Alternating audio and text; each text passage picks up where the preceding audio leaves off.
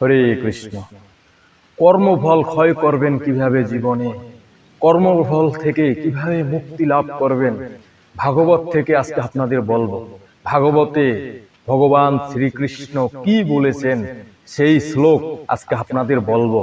আমরা আমাদের কর্মফল থেকে, পাপ কর্ম থেকে, খারাপ কাজ করছি, সেই পাপ থেকে কিভাবে মুক্তি লাভ করব তা শাস্ত্রে বর্ণনা করা আছে। ভাগবতে স্বয়ং পরমেশ্বর ভগবান শ্রীকৃষ্ণ সম্পূর্ণ বলে দিয়েছেন কিভাবে আমরা আমাদের কোটি কোটি জন্মের কর্মফল থেকে মুক্তি লাভ করব। আমরা এই যে গরিব হয়ে জন্মগ্রহণ করেছি, কত কষ্ট আমাদের, এত এত কষ্ট, এই কষ্ট থেকে আমরা কিভাবে মুক্তি লাভ করব, আমরা কিভাবে ভালো থাকবো, সুখে থাকবো, সেই কথা ভগবান শ্রীকৃষ্ণ ভাগবতে বলে দিয়েছেন। ভাগবতে কি বলেছেন, কিভাবে আমরা কর্মফল থেকে মুক্তি লাভ করব, সেই কথা শুনুন। প্রথম স্কন্ধের, ভাগবতের প্রথম স্কন্ধের দ্বিতীয় অধ্যায়ের 21 নম্বর শ্লোক দেখুন, সেখানে কি বলেছেন ভগবান শ্রীকৃষ্ণ। বিদ্যতে হৃদয় গ্রন্থি সিদ্ধন্তে সর্ব সংশয়াঃ হ্যন্তে চ অস্য কর্মাণি দৃষ্ট আত্মনি ঈশ্বরে। বিদ্যন্তে হৃদয় গ্রন্থি সিদ্ধন্তে সর্ব সংশয়াঃ হ্যন্তে চ অস্য কর্মাণি দৃষ্ট আত্মনি ঈশ্বরে।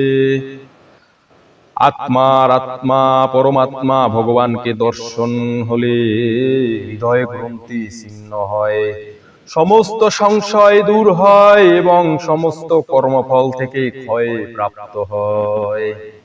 বলছে আত্মার আত্মা পরমাত্মা ভগবানকে দর্শন হলে হৃদয় গ্রন্থি ছিন্ন হয়, সমস্ত সংশয় দূর হয়ে যায় এবং সমস্ত কর্মফল থেকে আমরা ক্ষয় প্রাপ্ত হব।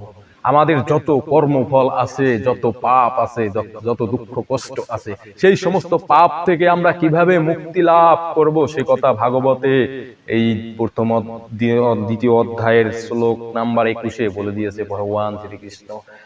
যদি আমরা একবার পরমেশ্বর ভগবান শ্রীকৃষ্ণকে যদি দর্শন করতে পারি, তার যদি দর্শন লাভ করতে পারি, সেই পরমাত্মার খোঁজ যদি আমরা একবার পেয়ে যাই, তবে আমাদের সারা জীবনের জন্মান্তর ধরের যত পাপ কর্ম আছে, যত কর্মফল আছে, সেই কর্মফল ক্ষয় প্রাপ্ত হবে এবং সাথে সাথে আমরা মুক্তি লাভ করে সেই ভগবত ধামে চলে যাব।